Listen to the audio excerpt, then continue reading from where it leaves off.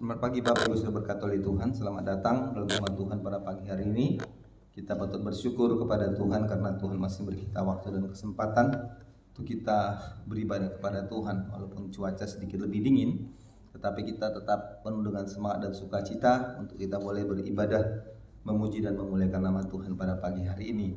Ibadah pada pagi hari ini oleh saudari Devi bagi kita sekalian. Tuhan Yesus memberkati kita. Amin.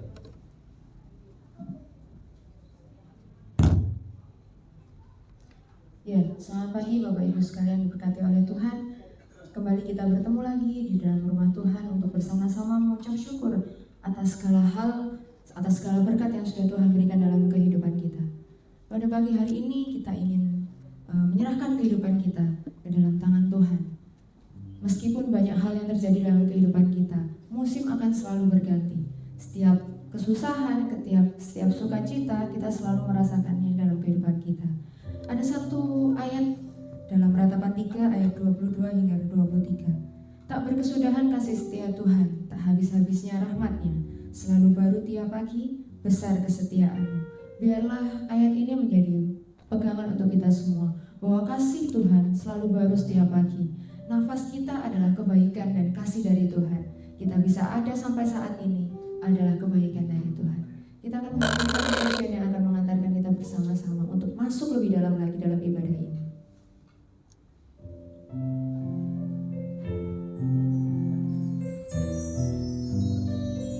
Biarlah pagi mulai hari ini kita musrahkan sepenuhnya ke dalam tangan Tuhan.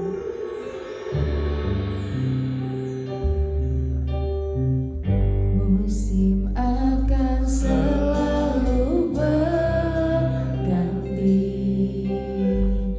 kasih Tuhan tetap abadi,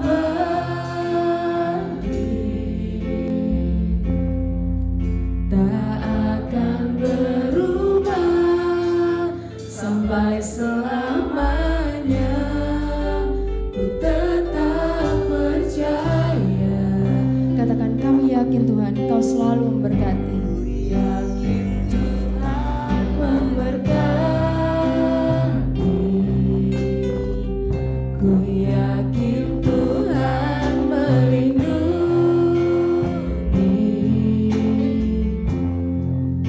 Burung di udara Tuhan pelihara, karena kasih-Nya. Katakan, Dia selalu menolongku. Tuhan selalu menolongku, selalu menjagaku, sehelai di rambutku tak akan terjatuh tanpa seizinku. Tuhan selalu menolongku, selalu menjagaku. Dia mengenyangkanku dan peliharaku seumur hidupku. Kita mulai pujian Yesus lebih dalam lagi. Kita mau mengingat semua kebaikan Tuhan dalam setiap musim kehidupan kita. Musim akan selalu berganti, kasih Tuhan tetap abadi. Hanya satu kasih yang tidak akan berubah, yaitu kasih Tuhan kita. Sampai selamanya ku tetap percaya. Ku yakin Tuhan memberkati. Ku yakin Tuhan melindungi. Burung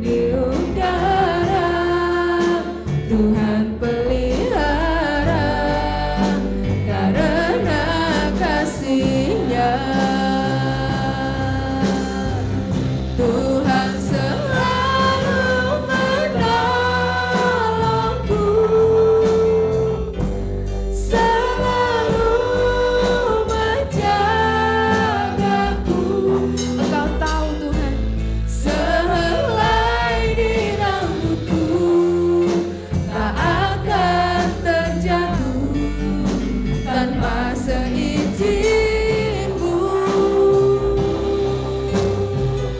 Tuhan selalu menolongku, selalu menjagaku. Dia mengenyangkanku dan peliharaku seumur hidupku. Kita semua mengatakan, Tuhan, Kau selalu menolong kami. Tuhan selalu menolongku. Terima kasih Kau selalu menjagai kami, Tuhan.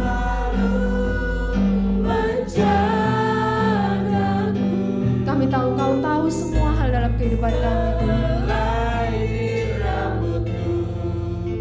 Tak akan terjatuh tanpa seizin-Mu. Tuhan selalu menolongku, selalu menjagaku. Dia mengenyangkanku dan peliharaku seumur hidupku. Tuhan selalu menolongku, selalu menjagaku. Katakan, Kau tahu sehelai pun, Tuhan, di rambutku tak akan terjatuh tanpa seizin-Mu. Tuhan selalu menolongku, selalu menjagaku. Dia mengenyangkanku dan peliharaku seumur hidupku. Katakan, Dia mengenyangkanku. Dia mengenyangkanku dan peliharaku seumur hidupku.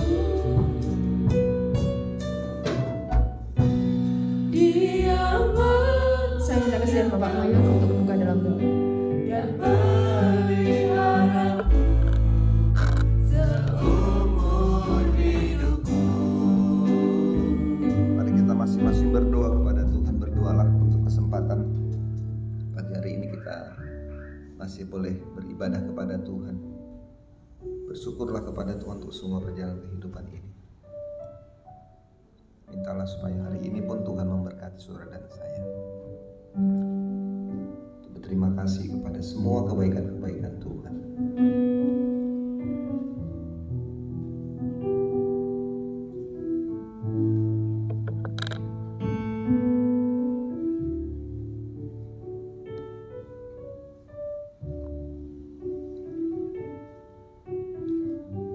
Bahwa Tuhan yang tidak pernah meninggalkan saudara dan saya.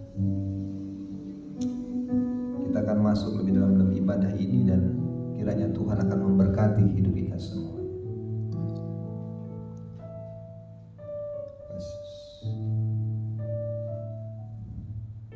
Tuhan selalu menolongku. Mari kita berdiri saudara-saudara sekalian. Selalu menjagaku.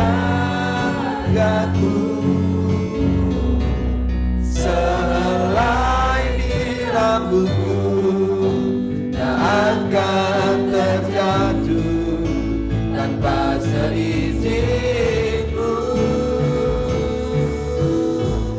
Tuhan selalu menolongku, selalu menjagaku. Dia mengenyangkanku dan meliharaku seumur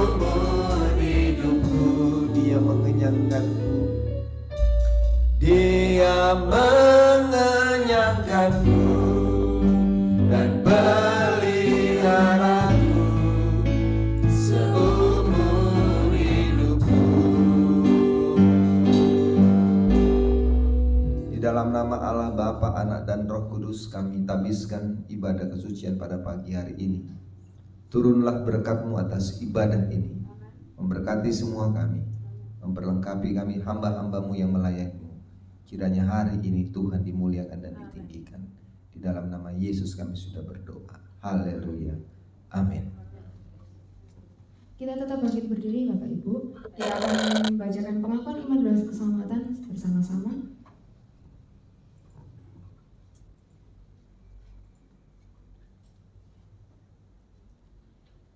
Dua, tiga. Kami percaya bahwa Alkitab yang terdiri dari perjanjian lama dan baru ditulis dengan ilham Allah, dan bahwa kedua-duanya itu sajalah merupakan peraturan ilahi mengenai iman dan praktik kehidupan Kristen. Kami percaya bahwa Allah itu esa dan maha sempurna, pencipta, pemelihara, dan pemerintah alam semesta, dan hanya kepada Dia sajalah patut manusia berbakti. Kami percaya bahwa ada 3 pribadi dalam Allah, yakni Allah Bapa, Anak, dan Roh Kudus, yang tak terpisahkan dalam intinya dan yang sama kuasa dan kemuliaannya. Kami percaya bahwa di dalam pribadi Yesus Kristus, sifat-sifat ilahi dan manusia dipersatukan. Dengan demikian Dia sesungguhnya Allah dan juga sesungguhnya manusia adanya. Kami percaya bahwa nenek moyang kita yang pertama diciptakan Allah dalam keadaan yang tidak berdosa, tetapi karena melanggar perintah Allah, mereka kehilangan kesucian dan kebahagiaan mereka, dan bahwa kejatuhan mereka menyebabkan semua manusia juga jadi berdosa, rusak sama sekali batinnya, dan oleh karena itu patut kena murka Allah. Kami percaya bahwa Tuhan Yesus Kristus oleh sengsara dan kematiannya sudah mengadakan pendamaian bagi segenap dunia, sehingga barang siapa yang mau dapat diselamatkan. Kami percaya bahwa penyesalan di hadapan Allah, kepercayaan kepada Tuhan kami Yesus Kristus, dan hal dilahirkan kembali oleh Roh Kudus adalah perlu guna memperoleh keselamatan. Kami percaya bahwa kami dibenarkan oleh kasih karunia Allah melalui iman kepada Tuhan kami Yesus Kristus, dan bahwa setiap orang yang percaya memiliki kesaksian tentang hal itu di dalam dirinya. Kami percaya bahwa keberlangsungan keadaan diselamatkan tergantung pada ketaatan iman kepada Kristus. Kami percaya bahwa semua orang yang beriman diberi hak istimewa untuk diuruskan secara keseluruhan, dan bahwa segenap roh dan jiwa dan tubuh dapat terpelihara sempurna dengan tak bercacat pada kedatangan Yesus Kristus Tuhan kami. Kami percaya akan kekalahan jiwa manusia, kebangkitan tubuh, hari pengadilan pada akhir zaman, kebahagiaan kekal bagi orang saleh, dan hukuman kekal bagi orang durjana. Silakan duduk. Kita akan lanjutkan dengan puji-pujian kita pada pagi hari ini dengan menyanyikan dari buku Bala Keselamatan nomor 346. Tuhanlah batu karangku, naungan yang tetap teguh, ku selamat dari tiap seteru, naungan yang tetap teguh. Kita pujikan pujian ini bersama-sama.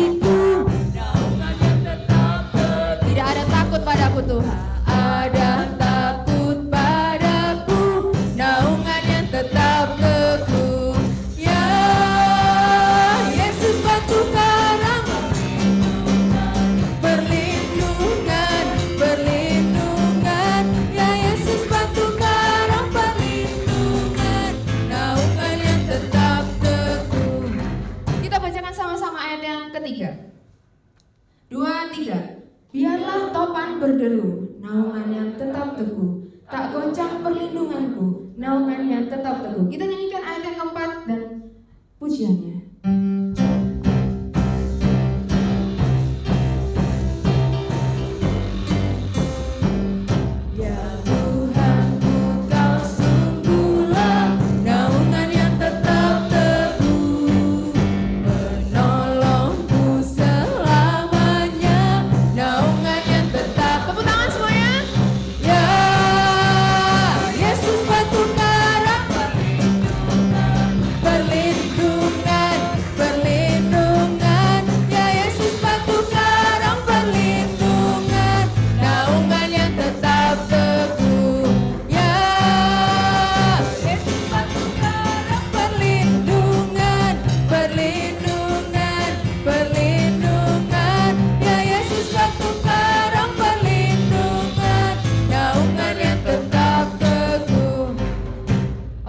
Kita sudah tepuk tangan buat Tuhan. Kita mau bangkit berdiri buat Tuhan. Kita mau pujikan pujian yang lebih semangat lagi. Saya yakin dan percaya bahwa kita semua hari ini bersukacita, amin. Sukacita, amin. Amin. Tuhan memberiku kegirangan dan sukacita melihat. Katakan minyak yang baru dicurahkan. Baru dicurahkan, haleluya. Sekali lagi ya, Tuhan memberiku kegirangan.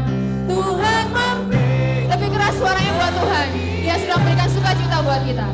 Dan sukacita melimpah, minyak yang baru dicurahkan, haleluya.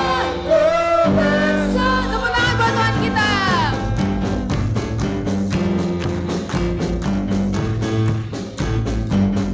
Kita mau katakan bahwa kita sudah terima janji Allah. Ku terima janji Allah bagi kaum Yehuda, umat yang berdoa, memuji dan menyembah. Katakan inilah saat yang kami nanti. Inilah saat yang dinanti. Firman Allah telah digenapi. Kulihat penuai yang terjadi, yang melanda seluruh bumi. Ku terima janji Allah bagi kaum Yehuda. Katakan kami umat yang mau berdoa, Tuhan yang berdoa, memuji dan menyembah. Inilah saat yang dinanti. Firman Allah telah digenapi. Kulihat penuai yang terjadi, yang melanda seluruh bumi. Tepuk tangan lebih keras. Tuhan memberiku kegirangan dan sukacita melimpah, minyak yang baru dicurahkan, haleluya. Lebih semangat lagi. Tuhan memberiku kegirangan dan sukacita melimpah, minyak yang baru dicurahkan, haleluya. Kita mau pujikan sekali lagi ya, karena kita sudah bersukacita karena Tuhan. Kita mau kan ku terima janji Allah. Ku terima janji Allah bagi kaum Yehuda, umat yang berdoa, memuji dan menyembah. Inilah saat yang kami nanti, Tuhan. Inilah saat yang dinanti. Firman Allah telah digenapi.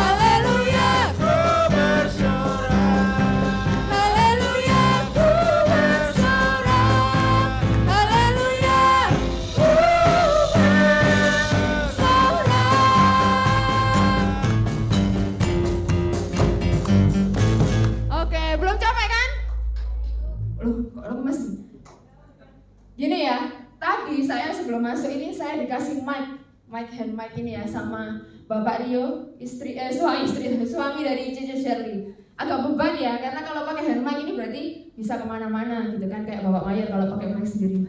Jadi saya nggak mau semangat sendirian untuk memuji Tuhan. Saya mengajak kita semua untuk semangat memuji Tuhan. Amin. Kita mau katakan bahwa hati kita percaya pada Tuhan, bahwa Dialah gunung batu dan keselamatanku.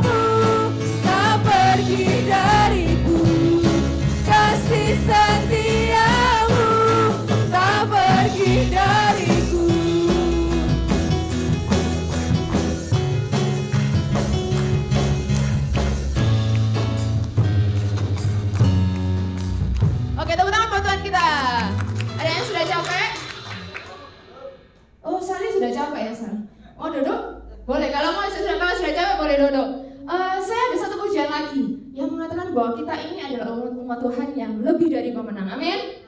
Kita mau kalahkan iblis dalam kehidupan kita. Oke, lebih dari pemenang.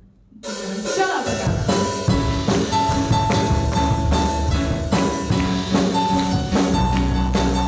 Kita mau katakan ini dengan iman kita ya, agar iblis takut dengan Tuhan kita.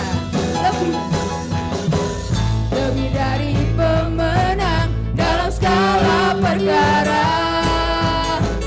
Iblis telah dikalahkan oleh kuasa darahnya. Jika Allah di pihak kita, siapa dapat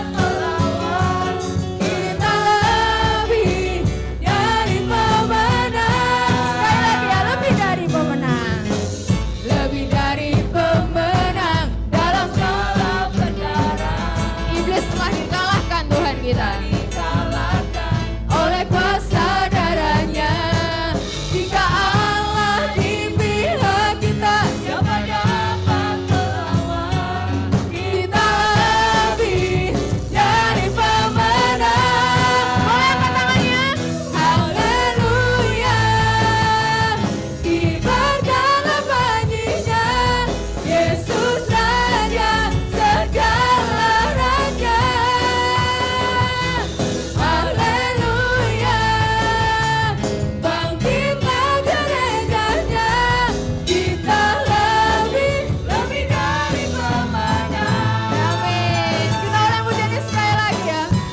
Biarkan kita bersuka cita karena Tuhan kita, karena kita sudah dijadikan pemenang oleh Dia. Lebih dari pemenang dalam segala perkara. Iblis tak dikalahkan oleh kuasa darah. Katakan, jika Allah di pihakku, siapa dapat melawan? Kita lebih dari pemenang. Haleluya. Kibarkanlah bunyinya, Yesus Raja segala raja. Haleluya. Bangkitlah gerejanya, kita lebih dari pemenang. Saya mau dengan suara yang lebih keras. Haleluya. Kibarkanlah bunyinya, Yesus Raja segala raja.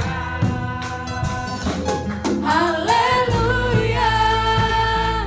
Bangkitlah gerejanya, kita lebih dari pemenang. Sekali lagi. Haleluya. Kibarkanlah bunyinya, Yesus Raja segala raja. Haleluya. Bangkitlah gerejanya, kita lebih dari pemenang. Kita lebih dari pemenang. Sekali katakan dengan iman kita. Kita lebih dari pemenang. Tepuk tangan buat Tuhan kita, silakan duduk. Ya, kita sudah memujikan puji-pujian untuk Tuhan kita atas sukacita yang sudah Tuhan berikan. Tiba saatnya kita memberikan yang terbaik buat Tuhan.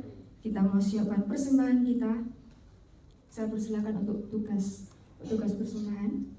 Kita akan nyanyikan dari buku Bala Keselamatan nomor 122.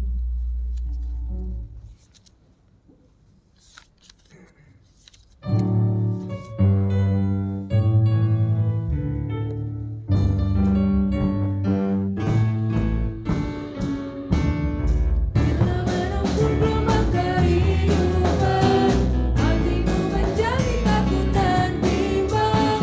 Coba itu berkat-Mu sekalian, sungguh besar kasih dan kuasa Tuhan.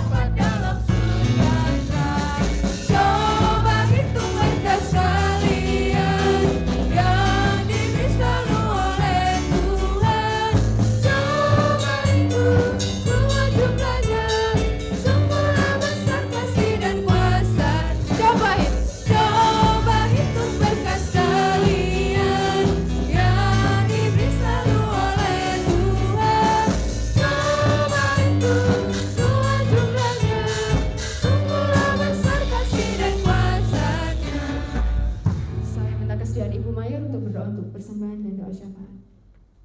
Haleluya. Mari kita berdoa. Maha besar Tuhan Allah Bapa kami yang bertakhta di dalam kerajaan surga.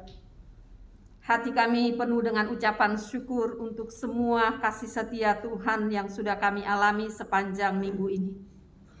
Terima kasih Bapa, Engkau telah memberi kami 6 hari lamanya bekerja berusaha untuk memenuhi seluruh kebutuhan hidup kami. Dan di hari perhentian-Mu pada hari ini, maka patutlah kami datang beribadah kepada Tuhan. Patutlah kami datang menyembah dan bersyukur kepada Tuhan. Kiranya Tuhan kehadiran kami dan persembahan yang kami berikan Tuhan, Engkau memberkati dan Engkau suci kuduskan, supaya dapat dipergunakan untuk pelayanan Tuhan di tempat ini. Kami berdoa untuk semua jemaat-jemaat Tuhan. Engkau kembali akan memberkati mereka Bapa sepanjang minggu ke depan.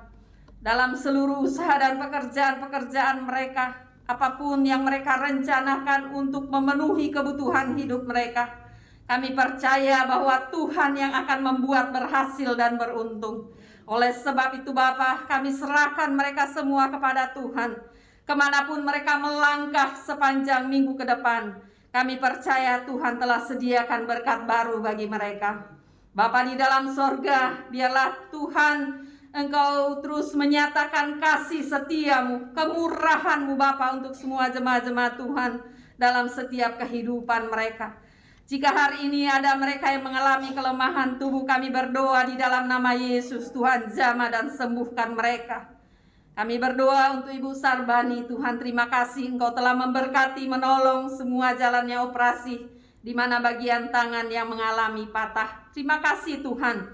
Kami percaya Tuhan pulihkan dengan sempurna, dan kembali boleh bersama-sama dengan kami beribadah kepada Tuhan. Bapa di dalam sorga, kami juga berdoa Tuhan, untuk mereka yang sudah lanjut usia, yang tidak dapat lagi melangkah beribadah, Tuhan juga berkati mereka hari ini. Damai sejahtera Tuhan atas hati mereka, dan memberikan mereka tetap semangat melihat bagaimana Tuhan baik, terus menganugerahkan mereka akan sukacita dan damai sejahtera-Mu Bapa.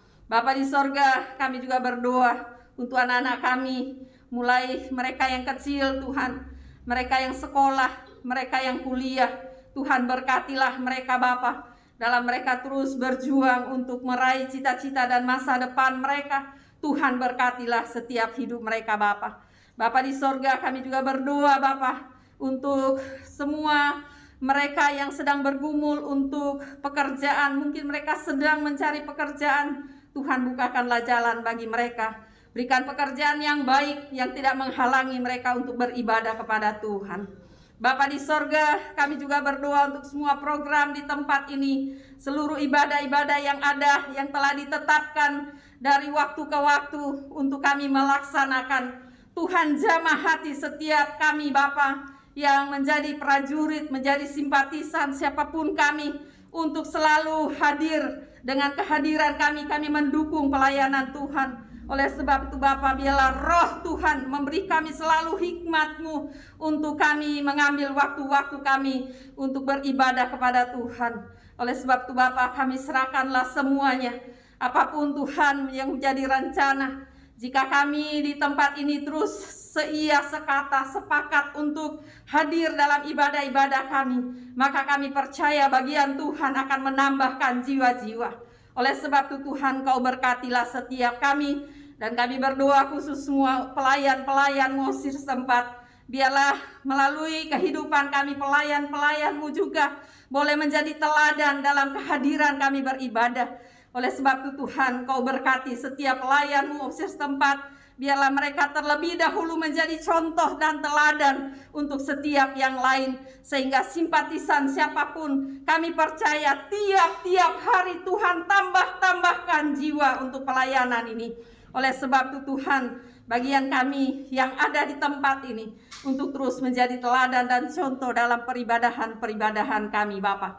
Kami serahkanlah semua Bapa, pelayan-Mu baik di orang muda, orang dewasa. Tuhan berkati, beri kami semangat untuk terus ada dalam hadirat Tuhan, mengalami anugerah Tuhan, mengalami kasih Tuhan.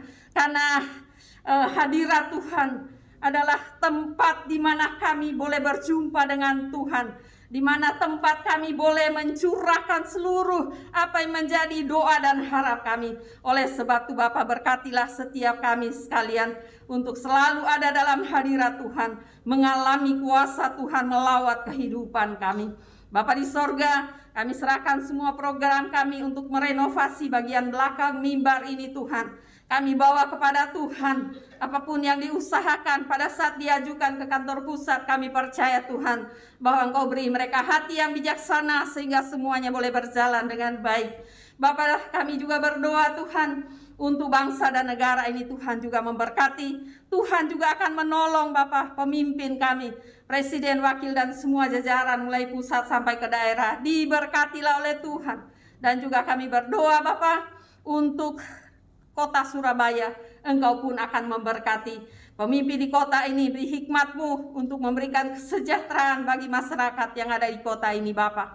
Bapa di sorga, kami juga berdoa untuk pelayanan balak selamatan di teritori ini. Berkati hamba-hamba-Mu yang melayani, mulai dari pemimpin kami, komandan teritorial, sekretaris umum, semua kepala bidang, semua hamba-hamba Tuhan yang tersebar di berbagai tempat.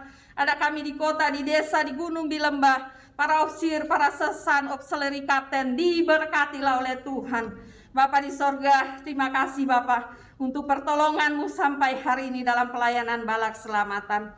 Tuhan Yesus, kami siap dengar firman-Mu. Namun Tuhan, sebelum kami dengar firman, kami ingat bagi jemaat Tuhan yang jauh dari kami karena pekerjaan dan usaha mereka. Tuhan juga memberkati, ada Dr. Elda, ada keluarga Tobias, ada saudara Dana, Tuhan tolong mereka. Mungkin ada yang lain, mereka harus keluar kota dengan pekerjaan mereka, Tuhan juga memberkati.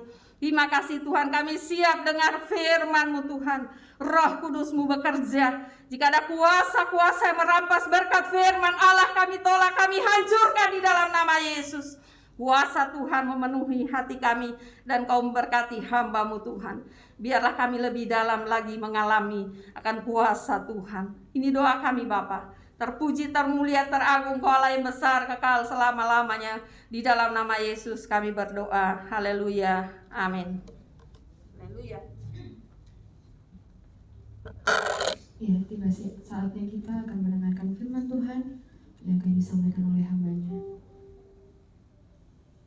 Ujian ini mengingatkan saya ketika kemarin hari Jumat GPS berbicara tentang true love, kasih yang sebenarnya. Di situ kami anak-anak muda diingatkan bahwa kasih yang sesungguhnya hanya kita dapat dari Tuhan. Tapi saya berpikir, apakah saya sudah mengasihi Tuhan dengan sepenuhnya?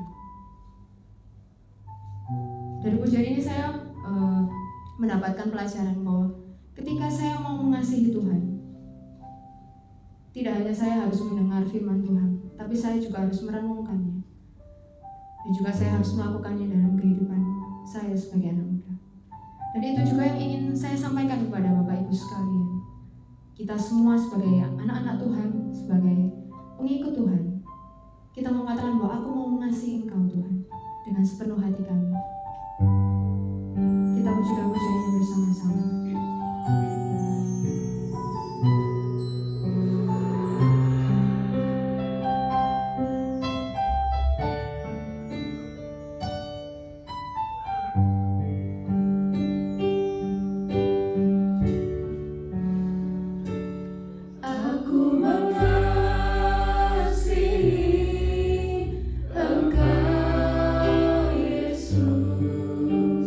Dengan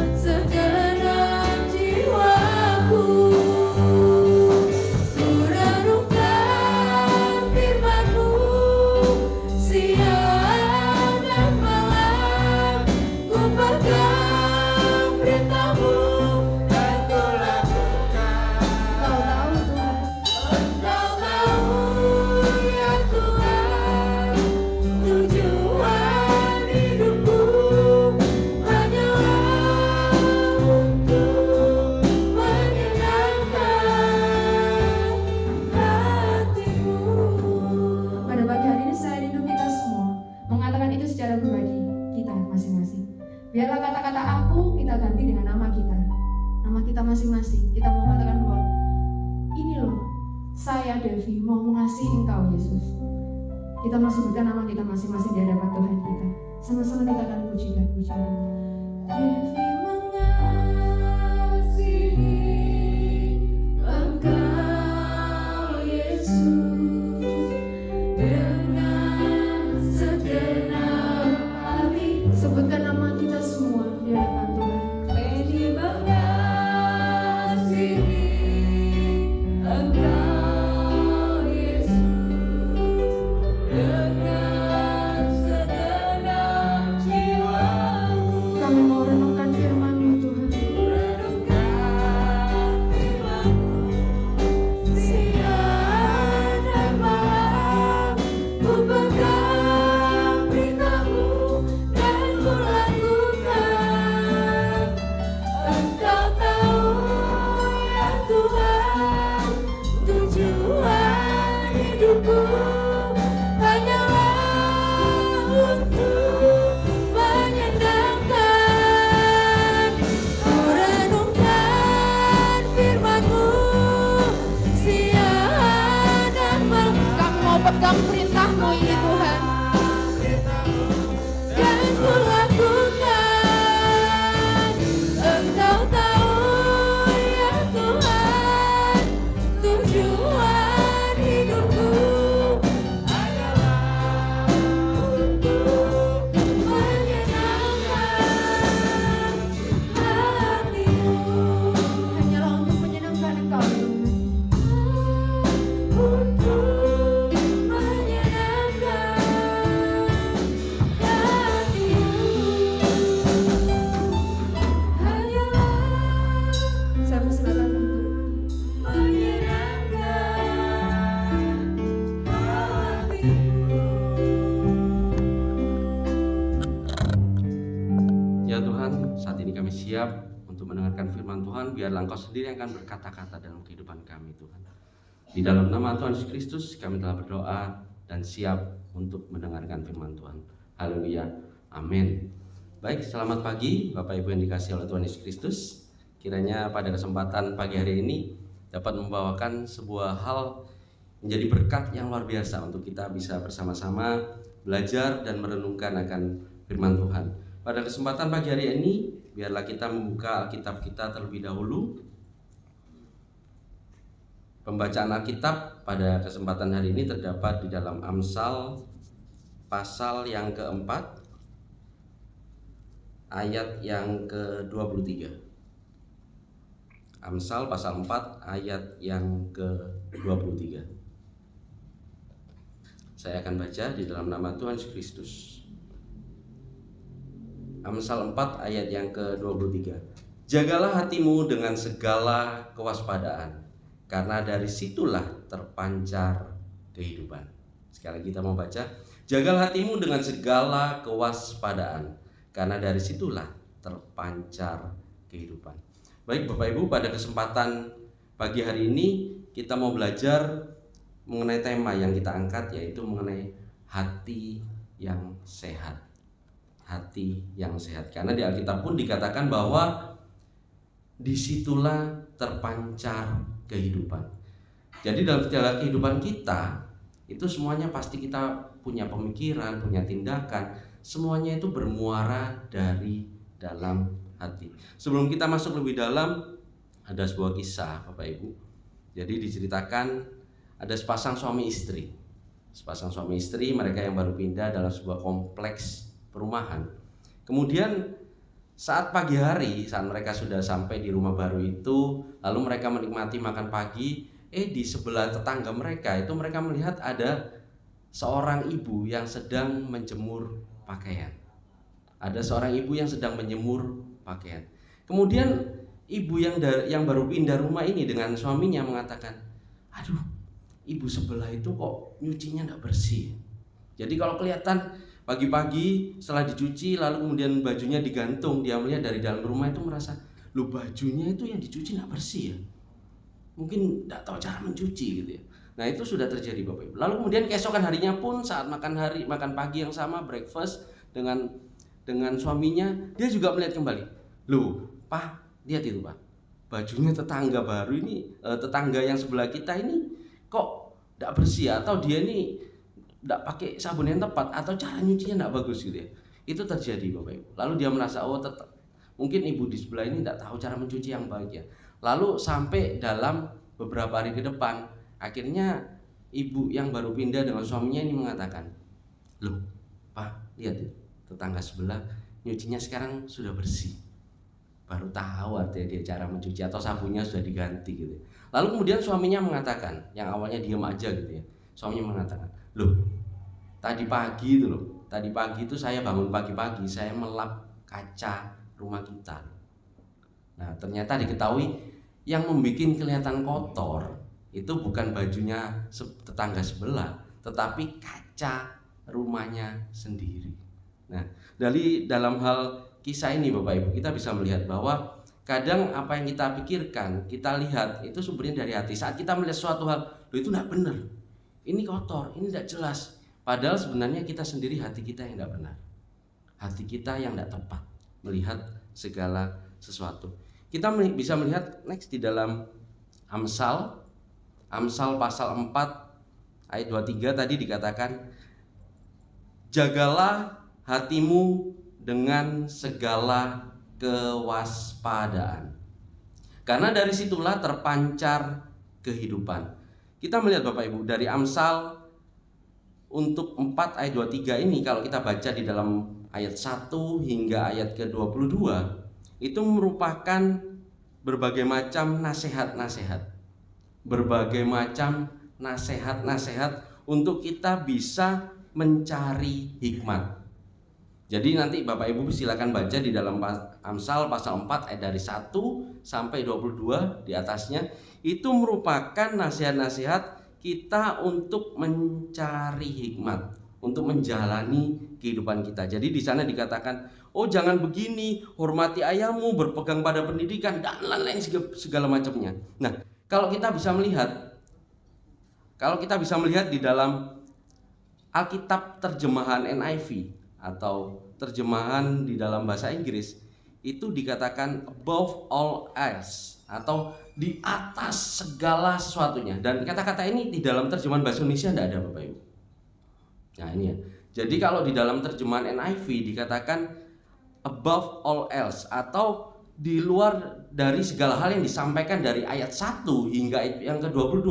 Ini loh yang paling utama, ini yang paling penting. Lalu dalam versi Mandarin pun saya cari Bapak Ibu, saya cari di dalam versi Chinese Union Version dikatakan Niao Pao Shou Ni Xin, kita harus menjaga hati kita.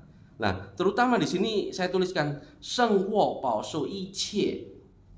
Nah, di sini dikatakan melebihi atau mengungguli atau lebih baik dari semua yang disebutkan dari ayat 1 hingga ayat yang ke-22. Karena dikatakan efek kehidupan itu bermuara dari dalam hati.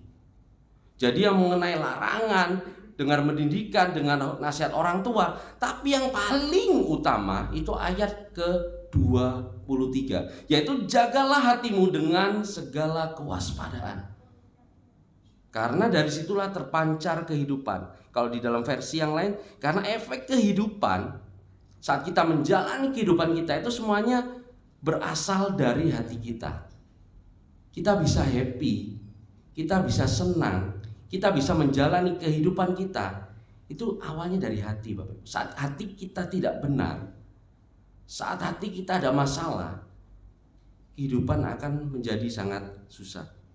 Nah, sehingga di sini menjadi sebuah perhatian penting Bapak Ibu. Di dalam segala apapun yang kita lakukan dalam kehidupan kita, apakah itu pekerjaan, apakah itu sekolah, menuntut pendidikan yang tinggi, hubungan dengan keluarga, tapi yang utama yang perlu kita jaga adalah hati. Lalu timbul pertanyaan, mengapa sih hati ini harus dijaga? Mengapa sih kok kita itu harus menjaga hati kita gitu ya?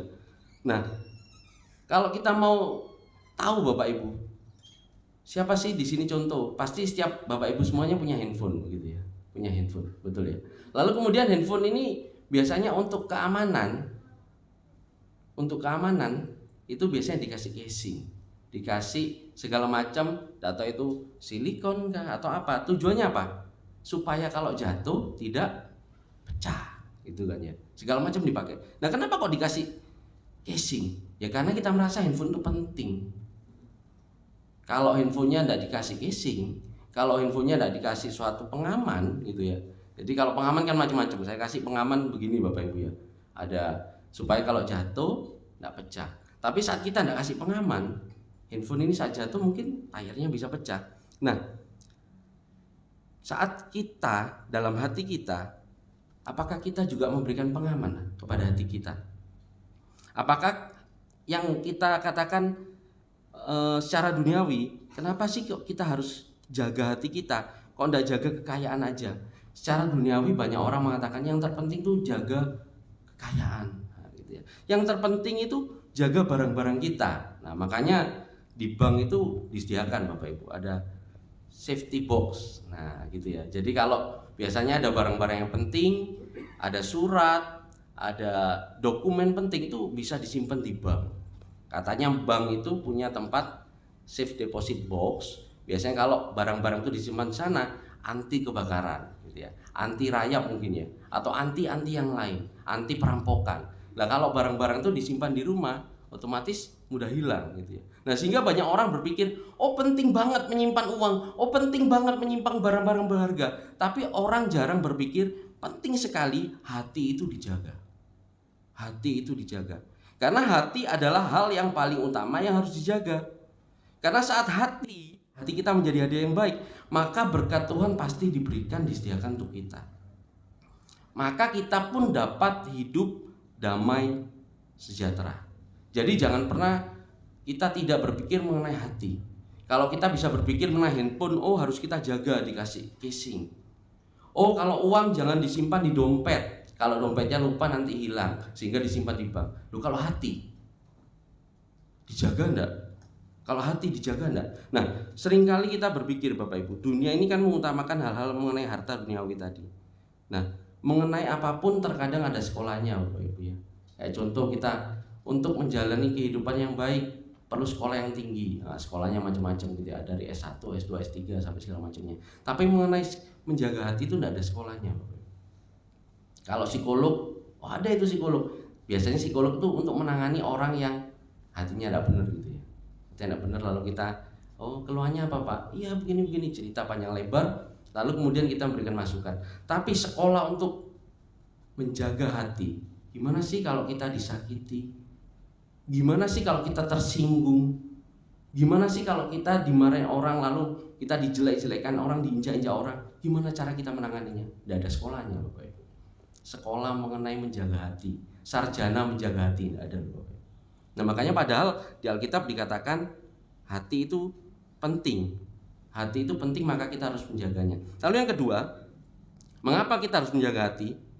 Karena hati itu diincar Bapak Ibu. Kalau dalam akhir-akhir ini kita mengetahui para maling-maling di luar sana ya kan, mengincar motor.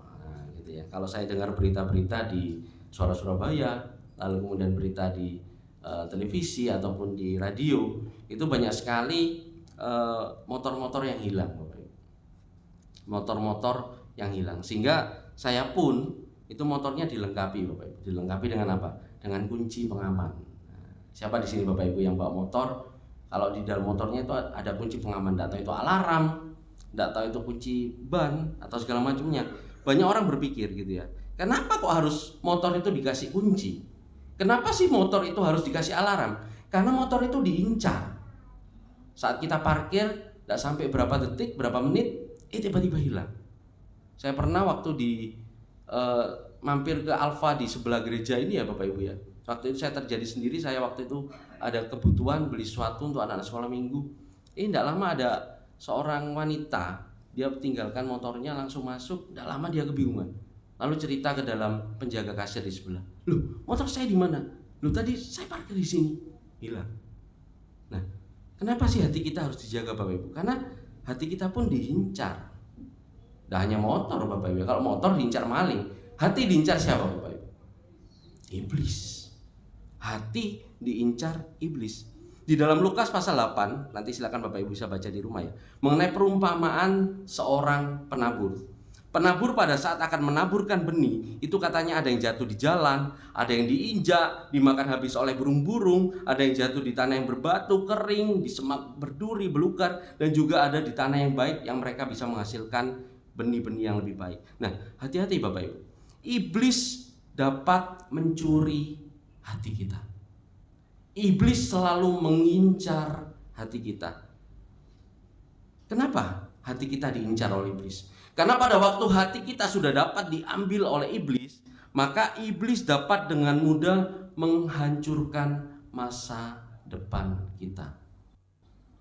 Saat kita sudah melakukan segala sesuatu tidak happy, tidak senang, hati ada ganjelan, iblis dengan mudah mengatur segala sesuatunya sehingga kita bisa mudah-mudahnya bertengkar. Bertengkar dengan keluarga kita, bertengkar dengan rekan sepelayanan kita, bertengkar dengan teman dekat kita, saudara kita. Begitu mudah terjadi saat hati kita sudah dicuri oleh iblis. Next. Lalu satu lagi yang terakhir Bapak Ibu, mengenai hati yang harus dijaga. Kenapa sih kok hati harus dijaga? Karena menimbulkan efek yang luar biasa, menimbulkan konsekuensi yang luar biasa. Apabila hati tidak dijaga, maka bisa jadi perceraian akan terjadi. Saat hati tidak dijaga, bisa jadi perpisahan akan terjadi. Kalau akhir-akhir ini banyak sekali terjadi mengenai istri dan suami ribut, anak ataupun dengan orang tua ribut, ya karena iblis berhasil mencuri hati.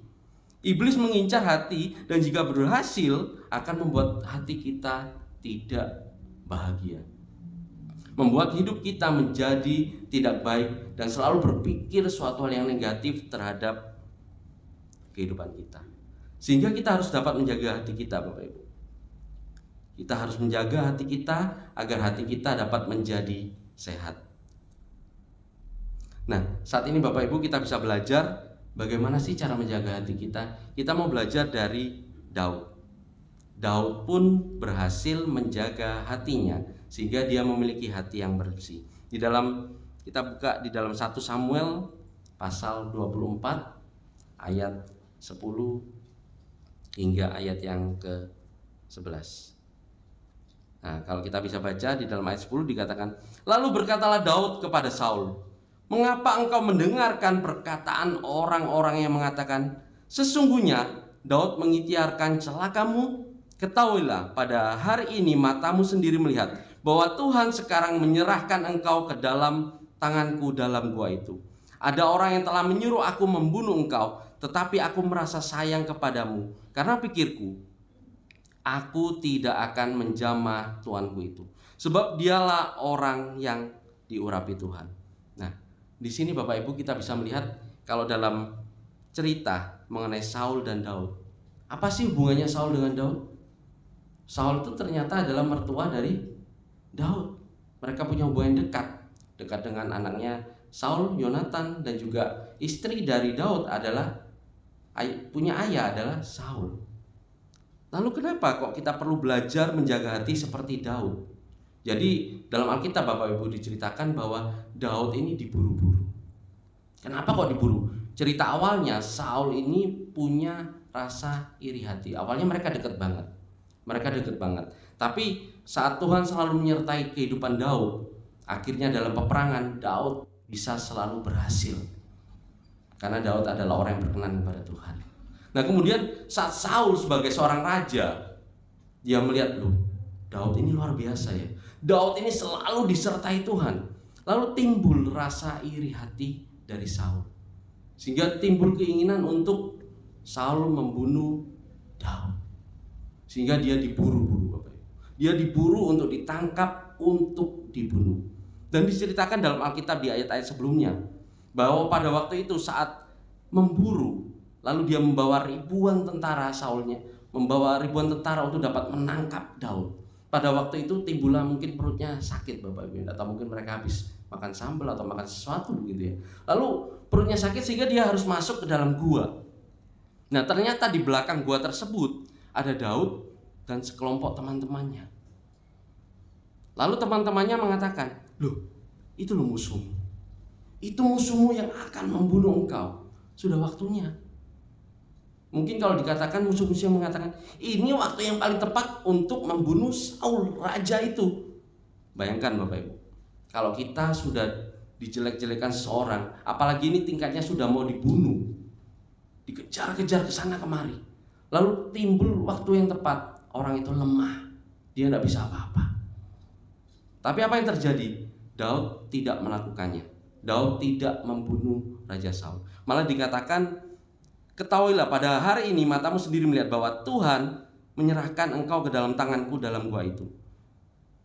Ada orang yang telah menyuruh aku membunuh engkau, tapi aku merasa sayang kepadamu karena pikirku, aku tidak akan menjamah tuanku itu sebab dialah orang yang diurapi Tuhan. Daud merasa, meskipun dia musuh, meskipun dia memburu aku, meskipun dia ingin membunuh aku tidak akan membalas, aku tidak akan membunuh dia. Malah Daud hanya melakukan memotong jubahnya. Nah, cara kita belajar seperti Daud Bapak Ibu, bahwa kita harus move on, mau melepaskan.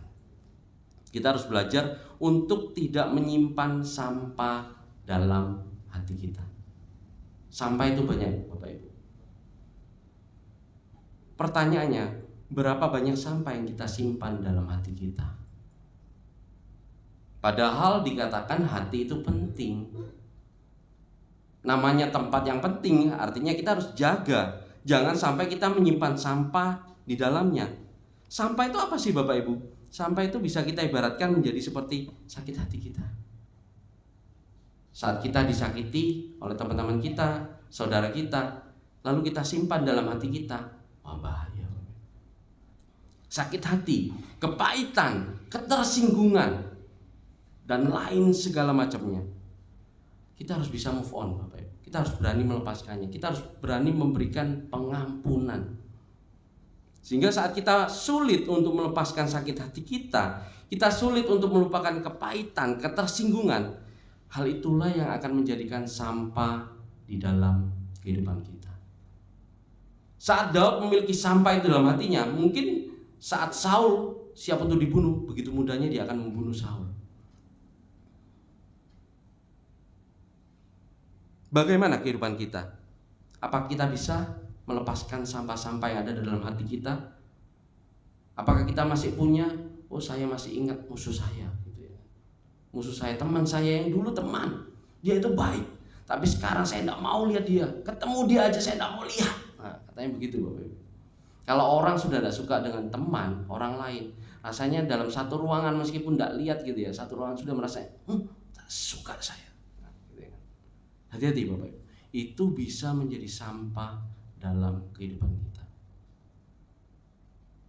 Kita harus belajar seperti Daud. Kita harus mau mengampuni. Kita harus mau melupakan kepahitan itu. Melepaskan sampah itu mudah enggak Bapak Ibu? Kalau kita sudah disakiti, lalu diinjak-injak gitu ya, diinjak-injak harga diri martabat kita, mudah enggak kita melupakannya? Mudah enggak kita mengampuni? Yang mungkin kita sudah percaya betul dengan seseorang, lalu dia itu mengkhianati kita. Mudah enggak? Enggak mudah.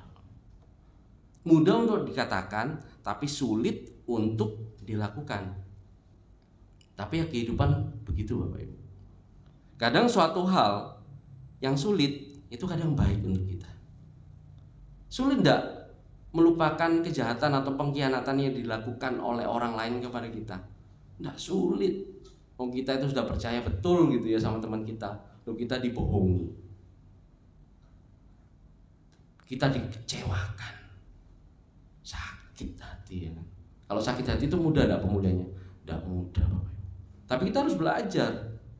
Memang suatu hal yang sulit itu kadang penting. Contoh Bapak Ibu ya, makan dibandingkan olahraga. Kalau makan nggak perlu dipikir Bapak Ibu ya. Siapa mau makan Bapak Ibu? Oh saya ikut. Nah gitu ya. Makan kenyang, ayo makan sepuasnya. Wah enak gitu ya. Perlu dipikir gak? Enggak.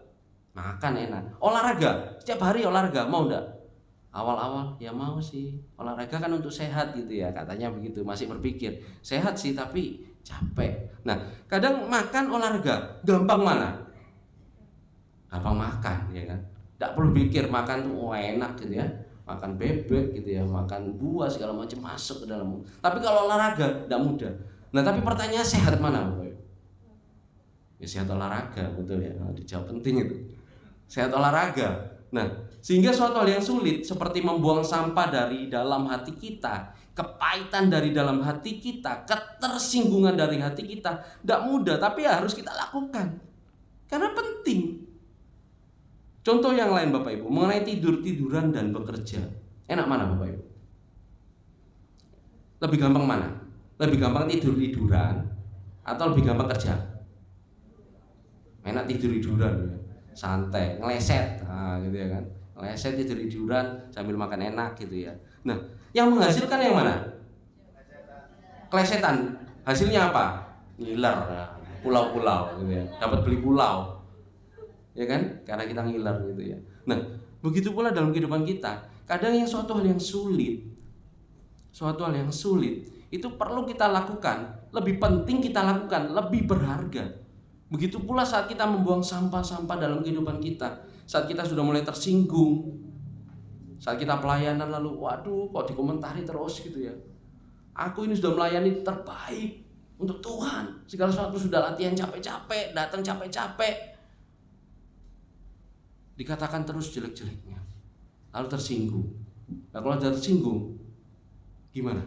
Sampah itu disimpan tidak dalam hati. Kalau disimpan, tiba-tiba hilang, hilang dari peredaran, hilang dari gereja, pindah ke sana kemari, gitu. Nah, sehingga di sini kita mau belajar, lepaskan sakit hati itu, ampuni. Kalau tidak diampuni Bapak Ibu, ya itu jadi ganjalan. Orang banyak. Kalau diceritakan orang tuh banyak datang ke gereja, setiap minggu datang ke gereja rajin, pelayanan rajin, tapi kadang dalam kehidupan rohaninya tidak dapat apa-apa. Ada. Karena apa? Ya ganjalan itu masih ada. Ketersinggungan, sakit hati masih ada. Nah, itu menutup berkat yang Tuhan sudah sediakan, menutup damai sejahtera yang sudah Tuhan sediakan kepada kita. Jadi kita harus bisa move on Bapak Ibu. Sulit, ya, tapi hal itu baik untuk kehidupan kita. Jadi kita perlu belajar dari Daud. Jadi cerita Daud tadi diburu sama Saul. Saul itu padahal kan mertua sendiri gitu ya. Kok ya ada mertua itu mau bunuh menantu gitu ya. Kalau di sini saya percaya tidak ada gitu ya. Tapi cerita di Alkitab ada. Diceritakan bahwa Daud tuh diminta untuk ikut perperangan, maju paling depan, supaya apa? Tidak perlu tangannya sendiri yang bunuh Daud. Tapi ya tidak terjadi, Tuhan tidak mengizinkan. Jadi kita harus belajar Bapak Ibu. Meskipun kita sudah disakiti, meskipun kita sudah tersinggung, dikhianati, ya kita harus bisa melepaskan. Nah, di dalam 1 Samuel pasal 21 ayat 13, di situ dikatakan, sebab itu ia berlaku seperti orang yang sakit ingatan di depan mata mereka dan berbuat pura-pura gila di dekat mereka. Nah, ini diceritakan Bapak Ibu di dalam 1 Samuel pasal 21 ayat 13 bahwa Daud karena dia sudah hopeless gitu ya. Dia ini kan diburu oleh Saul. Kesana kemari dikejar. Tidak hanya dikejar satu orang Bapak Ibu. Karena Saul itu kan punya pasukan yang besar. Dia seorang raja. Dia diburu di kemana-mana. Dia tidak punya tempat pertolongan. Dia hopeless. Tidak punya harapan gitu ya. Lalu dia ini sampai minta tolong ke musuhnya, orang Filistin. Padahal Daud sudah membunuh orang Filistin, orang yang besar, Goliat. Tapi dia akhirnya berlaku pura-pura seperti sakit ingatan. Jadi kalau kita ketahui saat dia ketemu orang Filistin yang seharusnya dibunuh ya Bapak Ibu, tapi dia pura-pura kayak orang gila gitu ya. Lalu dikatakan ia pura-pura gila di dekat mereka, ia menggores-gores pintu gerbang dan membiarkan ludahnya meleleh ke janggutnya yang ngiler gitu Bapak Ibu. Kayak orang gitu ya, kayak orang gila. Lalu orang-orang Filistin merasa, oh ngapain ini? Dia kok dibawa ke rajanya Filistin. Sudah sana aja. Akhirnya jadi dibunuh. Nah, kalau kita melihat Bapak Ibu, Daud itu hopeless. Tapi dia tetap bisa mengampuni. Dia sudah tidak punya jalan keluar apapun. Tapi dia masih bisa mengampuni Saul yang selalu memburu-buru dia, mau membunuh dia. Jadi dalam kehidupan kita harus yakin bahwa banyak masalah yang dihadapi pasti bisa selesai. kalau kita bisa melepaskan masalah yang ada dalam kehidupan kita, melepaskan ketersinggungan yang terjadi, melepaskan rasa sakit pengkhianatan yang sudah dilakukan oleh teman kita, saudara kita, keluarga kita, rumah tangga bisa dipulihkan. Jika kita bisa move on, kita mau lepaskan pengampunan. Kita percaya bahwa hidup kita tidak akan terhambat.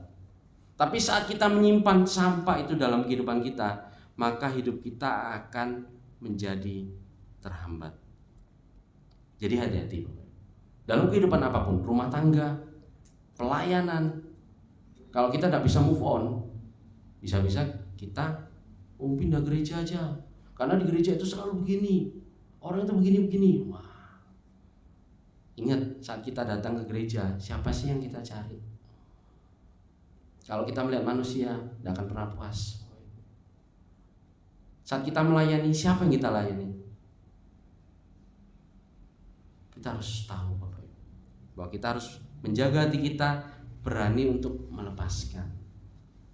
Ceritakan pada Tuhan, Tuhan saya sakit gitu ya kan, ceritakan. Tapi saat itu sudah kita buang, maka berkat itu akan ada dalam kehidupan kita. Next, berikutnya kita belajar Bapak Ibu, ada juga dalam Alkitab, di dalam Yohanes pasal 5 ayat 1 sampai ayat yang ke-7. Di sana perikop mengenai penyembuhan pada hari Sabat di kolam Bethesda. Sebagian dari orang-orang Kristen pun sering dikatakan tidak bisa move on seperti orang yang sedang sakit di kolam Bethesda katanya. Loh kok bisa? Di dalam ayat 6 dikatakan Tuhan bertanya kepada orang sakit itu, maukah engkau sembuh? Di ayat ke-7 dikatakan, Tuhan, tidak ada orang yang menurunkan aku ke dalam kolam itu apabila airnya mulai goncang. Dan sementara aku menuju kolam itu, orang lain turun mendahului aku. Di dalam perikop ini Bapak Ibu, diceritakan bahwa ada orang yang sakit lumpuh. Dia terus berpikir, karena dia berpikir sudah 38 tahun loh Bapak Ibu, dia ada di kolam tersebut. Jadi diceritakan di dalam Alkitab bahwa apabila malaikat turun mendekati kolam tersebut, maka airnya akan berguncang. Sehingga siapapun, orang yang sakit apapun, saat dia terjun masuk ke dalam kolam itu, maka dia bisa sembuh. Lalu ada orang yang lumpuh, bayangkan nih Bapak Ibu, orang yang lumpuh, dia mau sembuh, mau. Berapa tahun dia lumpuh? 38 tahun.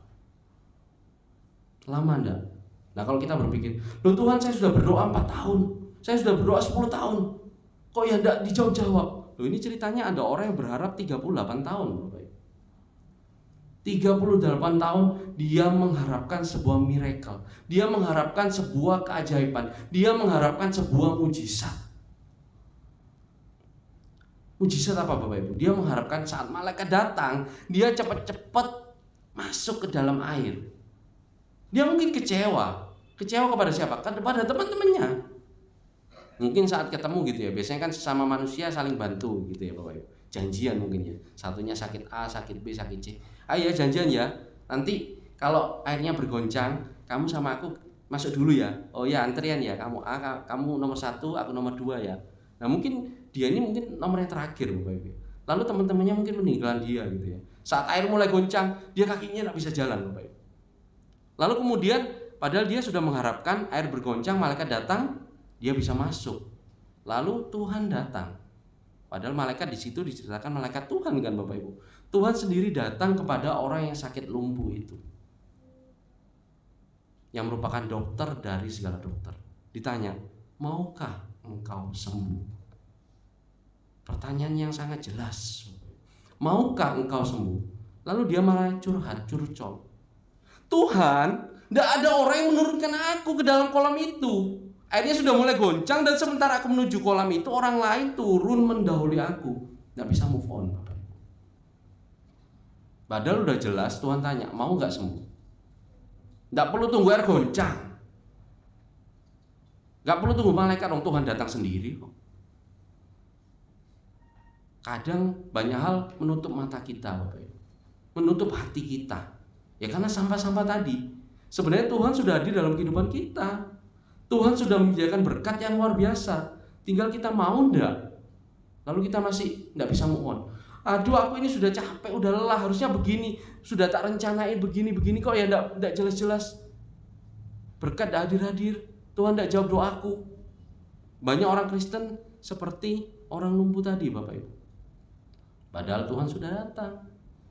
Tinggal jawab, mau enggak? Mau. Enggak perlu cerita, belakang kayak gimana, kehidupan kita gimana. Enggak. Ini kenapa terjadi? Ya karena sampah dalam hatinya. Dia kecewa sama teman-temannya.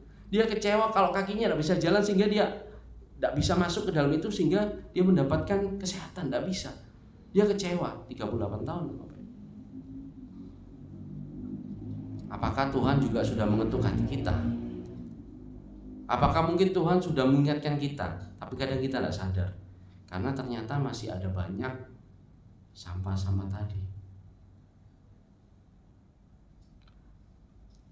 Mungkin hari ini pun Tuhan menawarkan sesuatu kepada kita. Apakah itu kesembuhan, berkat hidup baru? Nah, jangan sampai kita kehilangan kesempatan tersebut. Kalau kita belajar dari orang lumpuh tadi, dia hampir kehilangan berkat. Dia hampir sedikit saja kehilangan kesempatan untuk disembuhkan Tuhan. Karena dia selalu berpikir masa lalu. Biarlah kita melalui hari ini kita juga tahu belajar. Jangan sampai hati kita dibutakan oleh yang namanya sampah-sampah tadi. Jadi kita sebagai orang Kristen jangan selalu berpikir negatif. Selalu cari-cari kesalahan. Biasanya diceritakan ya, kesalahan ini kan macam-macam. Kesalahan pendetanya dicari-cari gitu ya kan. Pelayan Tuhan juga, padahal tujuan utama kita ke gereja itu ya untuk pelayanan kepada Tuhan gitu ya. Jangan sampai kita sakit hati kalau ternyata ada yang mengomentari. Itu hal yang biasa Bapak Ibu. Kita perlu belajar. Jadi kalau di Alkitab diceritakan kita harus bisa move on, melepaskan gitu ya. Jangan seperti Saul tadi. Saul iri hati kan Bapak Ibu, iri hati kepada Daud. Sehingga karena iri hati itu dia tidak bisa move on. Karena ada lagunya katanya, tapi kita tidak tahu ya lagunya gimana. Katanya kalau Saul itu membunuh beribu-ribu musuh. Kalau Daud itu membunuhnya berlaksa-laksa, jumlahnya lebih banyak. Nah, artinya seorang raja kan kalah pamor gitu ya kan. Raja loh kok lebih rendah daripada Daud gitu ya kan. Nah, kalau Saul tidak bisa move on ya kan. Dia tidak bisa mengampuni Daud. Sehingga yang terjadi apa? Saul saat kecewa, Saul saat dia tidak bisa move on, melepaskan pengampunan atau tidak bisa melepaskan iri hati tadi, dia mengalami kejatuhan. Akhirnya Tuhan kecewa. Tuhan menyesal telah mengangkat Saul menjadi raja. Contoh tokoh yang lain Bapak Ibu yang kita pelajari. Yudas dengan Petrus. Bedanya apa Yudas dan Petrus? Yudas juga punya kesalahan Bapak Ibu ya. Apa kesalahan Yudas? Menjual Yesus. Menjual Yesus. Kalau Petrus kesalahannya apa? Menyangkal. Sama-sama salah ya kan. Tapi bedanya satu bisa move on, satu tidak bisa move on. Satu bisa melepaskan, satu tidak bisa melepaskan. Kalau diceritakan dalam Alkitab, Yudas menyesal enggak? Menyesal. Tapi dia tidak bertobat. Akhirnya apa? Yudas diceritakan dalam Alkitab, dia bunuh diri. Padahal saat dia sudah mulai sadar, loh ya kok saya jual Tuhan, uangnya itu mau dikembalikan Bapak. 30 keping perak itu mau dikembalikan, tapi tidak bisa sudah. Nah, seharusnya kunci terakhir harusnya pertobatan. Tapi yang dilakukan di sini Yudas, dia tidak bertobat, dia hanya menyesal. Akhirnya dia malah bunuh diri. Tetapi Petrus, dia belajar untuk move on. Meskipun dia telah menyangkal 3 kali, tapi di dalam kehidupan berikutnya dia dipakai lebih dalam lagi. Di dalam Filipi pasal 3 ayat 13 sampai 14 dikatakan, saudara-saudara, aku sendiri tidak menganggap bahwa aku telah menangkapnya, tetapi ini yang kulakukan. Nah, ini kata kuncinya. Aku melupakan apa yang telah di belakangku dan mengarahkan diri kepada apa yang di hadapanku, dan berlari-lari kepada tujuan untuk memperoleh hadiah, yaitu panggilan surgawi dari Allah dalam Kristus Yesus. Jadi dalam Filipi 3 pun Kita harus belajar untuk melupakan segala suatu hal-hal yang jelek, hal-hal disakiti, ketersinggungan tadi. Kita harus melupakan itu, Bapak Ibu. Kita harus move on. Kita harus mengarahkan diri kepada apa yang ada di hadapan kita. Itu yang pertama, Bapak Ibu. Kemudian yang kedua, gimana sih caranya kita menjaga hati kita? Yang pertama tadi move on, ya kan? Kemudian yang kedua, belajar untuk memasang saringan atau memasang filter. Siapa di sini Bapak Ibu yang punya akuarium di rumah gitu ya? Kalau tidak ada filter, air itu pasti kelihatan tidak jernih atau bahasa kerennya butek gitu ya kan? Nah, filter ini penting Bapak Ibu. Kenapa? Ya seperti juga hati kita. Saat kita tidak punya filter, segala sesuatu masuk ke dalam hati kita, wah, hati ini jadi tidak bersih lagi. Hati ini jadi tidak bersih. Di dalam 1 Samuel pasal 24 ayat 3-5 dikatakan, kemudian Saul mengambil 3.000 orang yang terpilih dari seluruh orang Israel lalu mencari Daud dan orang-orangnya di gunung-gunung tersebut. Ia sampai ke kandang-kandang domba di tepi jalan, di sana ada gua. Dan Saul masuk ke dalamnya untuk membuang hajat. Nah, tadi ya kan Bapak Ibu, perutnya sakit gitu ya, dia mau buang hajat. Tetapi Daud dan orang-orangnya duduk di bagian belakang gua itu. Lalu berkatalah orang-orangnya kepada Daud. Nah, ini orang-orang Daud berkata, telah tiba hari yang dikatakan Tuhan kepadamu. Sesungguhnya aku menyerahkan musuhmu ke dalam tanganmu, maka perbuatlah kepadanya apa yang kau pandang baik. Maka Daud bangun lalu memotong punca jubah Saul dengan diam-diam. Kalau kita melihat ayat ini Bapak Ibu, orang-orang Daud itu benar enggak mengatakan, loh ya hari ini pas nih, Saul itu loh ada itu, dia lagi BAB, bahasa Alkitabnya buang hajat, enggak bisa apa-apa dia, enggak bawa senjata. Lalu pakai nama Tuhan lagi. Telah tiba hari yang dikatakan Tuhan kepadamu. Nah ini orang-orang sekitar kita, orang-orang sekitar kita kadang memberi masukan kepada kita, memberi pendapat kepada kita, kadang mengatasnamakan Tuhan. Loh ya ini waktu, ayo jalan, ayo lakukan. Kalau Daud tidak pakai filter Bapak Ibu, Daud tidak bisa menyaring kata-kata dari teman-temannya. Oh ya pasti, ya waktunya ini saya harus bunuh Saul supaya hidup saya tenang, supaya hidup saya damai. Kita harus belajar memasang filter. Jadi apa yang dikatakan oleh saudara kita, tetangga kita, teman kita, yang kelihatannya rohani gitu ya kan, ya kita harus siap-siap jaga, pakai filter. Di dalam kehidupan kita akhir-akhir ini Bapak Ibu, kadang suatu hal yang benar itu terasa seperti tidak benar. Sebaliknya, sesuatu hal yang tidak benar itu kelihatannya benar. Makanya itu yang dikatakan arus dunia Bapak Ibu. Arus dunia.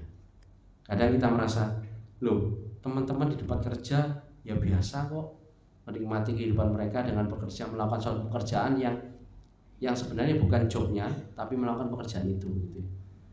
Contoh gitu ya, pas kita keliling-keliling usaha gitu ya, marketing, bawa barang dari kantor, daripada mobilnya nggak lengkap, nggak penuh, kita bisnis sendiri kan boleh ya, boleh enggak? Kanvas gitu ya keliling, kan kita contoh bos kita jual ember gitu ya, lalu ternyata kita ditawari, Pak daripada kosong mobilnya, ayo tak bantu ada bisnis tambahan. Ini orang luar pekerjaan kita. Lalu akhirnya kita gunakan fasilitas kantor.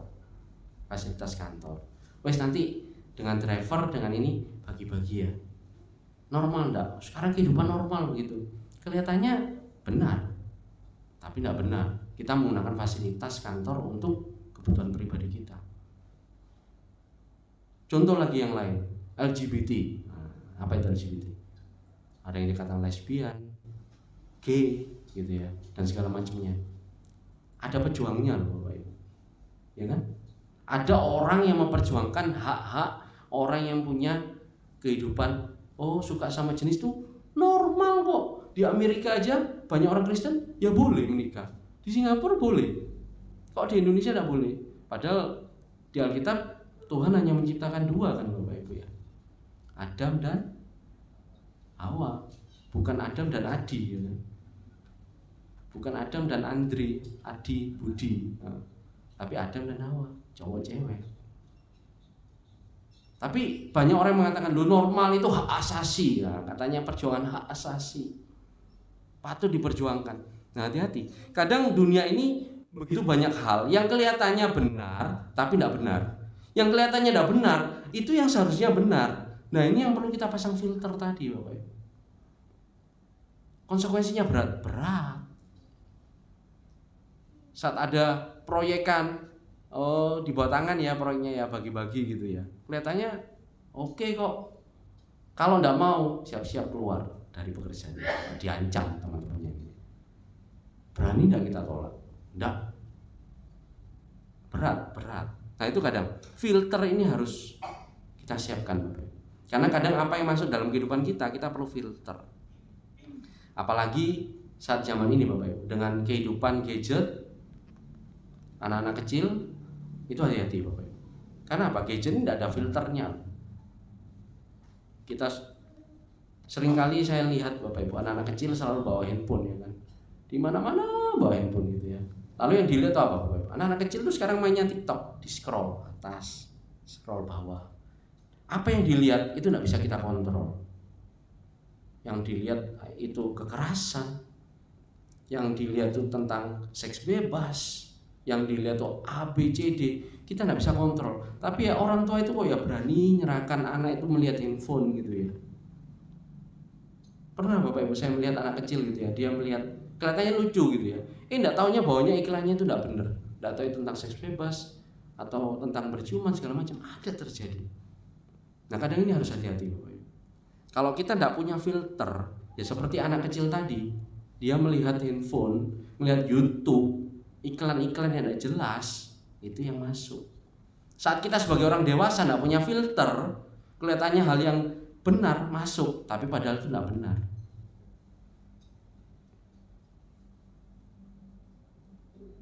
Ini yang perlu kita pelajari. Jadi bahwa kita harus mau melepaskan, move on, lalu kita harus punya yang namanya filter. Next. Jadi dalam firman pada hari ini kita perlu belajar. Kita harus ketahui siapa sih diri kita dalam Kristus. Kita harus tahu identitas kita. Saat kita tahu bahwa kita adalah anak Tuhan, kita adalah orang yang percaya, maka kita bisa dengan jelas memfilter hal tersebut. Di dalam Roma pasal 8 ayat 28 dikatakan, kita tahu sekarang bahwa Allah turut bekerja dalam segala sesuatu untuk mendatangkan kebaikan bagi mereka yang mengasihi Dia, yaitu bagi mereka yang terpanggil sesuai dengan rencana Allah. Jadi kita harus percaya. Sulit tidak menghadapi kehidupan ini? Sulit. Tapi kita harus percaya bahwa Allah turut bekerja dalam segala kehidupan kita.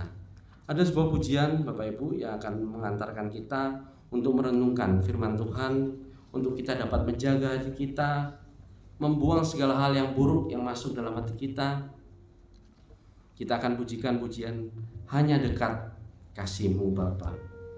Dikatakan bahwa ketika kita dekat kepada Tuhan, jiwa kita akan tentram, karena Tuhan menerima kita dengan sepenuhnya. Mungkin dunia kadang melihat rupa Bapak Ibu, tapi beda dengan Tuhan. Tuhan tuh melihat kedalaman hati kita.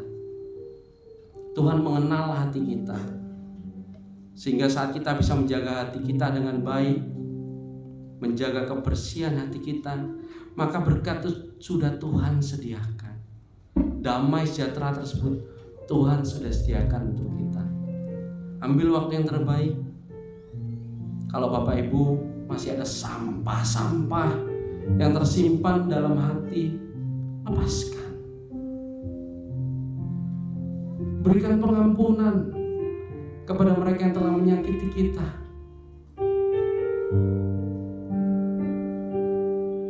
Kita mau buang sampah-sampah itu, sehingga kita dapat melihat dengan jelas bahwa Tuhan sungguh-sungguh menyayangi kita, bahwa Tuhan sungguh-sungguh hadir di dalam kehidupan kita. Kita akan pujikan pujian ini.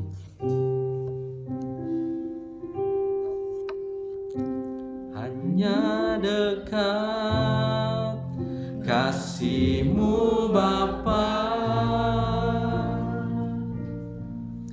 jiwaku pun tentram. Engkau menerimaku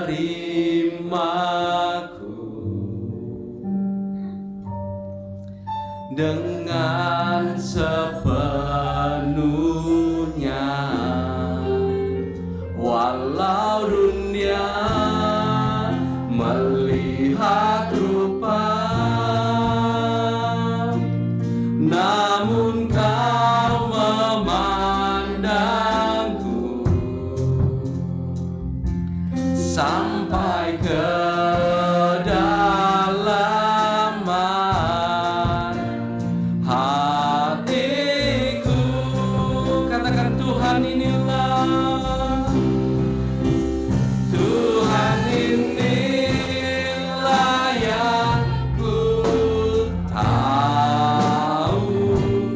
Kau mengenal hatiku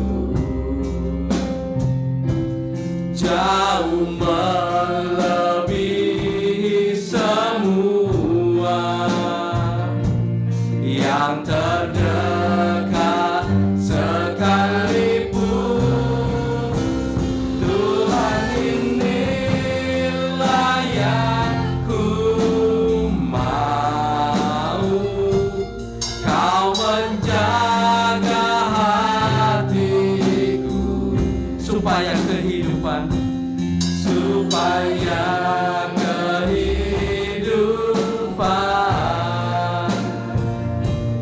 memancar senantiasa. Biarlah pujian tetap mengalunkan pujian ini. Ambil waktu yang terbaik, kita mau doa kepada Tuhan, menyerahkan setiap sakit hati kita, ketersinggungan kita, pengkhianatan mungkin yang sudah terjadi dalam kehidupan kita. Serahkan kepada Tuhan. Silakan Bapak Ibu bisa mengambil doa waktu sejenak. Tuhan mengatakan Tuhan sudah menyediakan berkat-berkat yang luar biasa dalam kehidupan kita. Pertolongan Tuhan itu sudah hadir dalam kehidupan kita, seperti seorang lumpuh tadi di Bethesda. Sebenarnya Tuhan sudah hadir dalam kehidupan kita. Jangan sampai hati kita dibutakan oleh karena sampah-sampah tadi. Tuhan mau kita selalu menjaga kehidupan kita melalui hati kita. Karena dalam kehidupan kita, hati merupakan memancarkan kehidupan kita semuanya. Ambil waktu yang terbaik berdoa kepada Tuhan.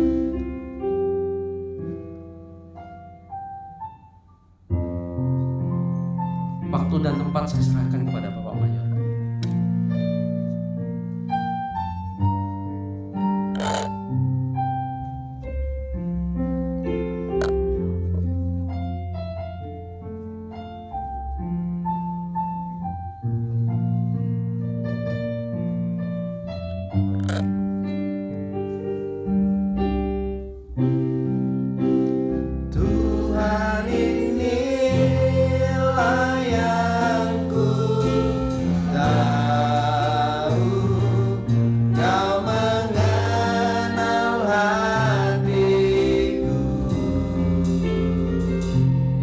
Jauh melebihi semua yang terdekat sekalipun.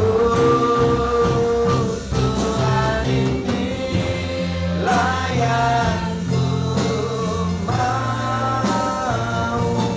Kau menjaga hatiku supaya kehidupan memancar senantiasa, supaya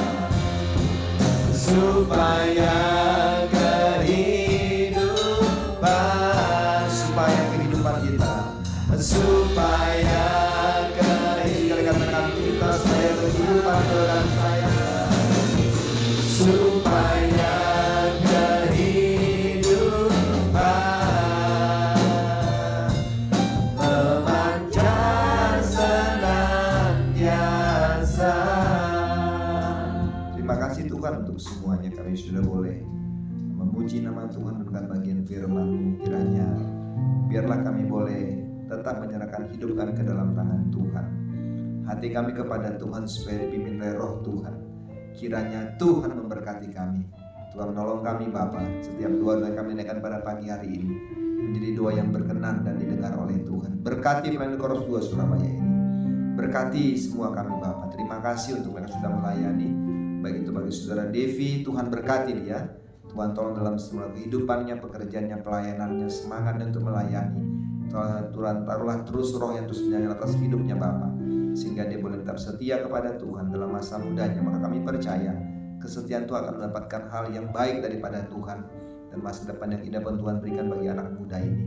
Juga bagi Bapak Budi yang sudah mendidik firman, Tuhan juga berkati. Tuhan tolong dalam semua kehidupan, dalam pelayanan, dalam pekerjaan rumah tangganya, diberkati oleh Tuhan. Istri anak ditolong oleh Tuhan, sehingga apa yang mereka lakukan bagi Tuhan, maka Tuhan memberkati kehidupan mereka. Para singer sama berdoa, Tuhan berkati mereka.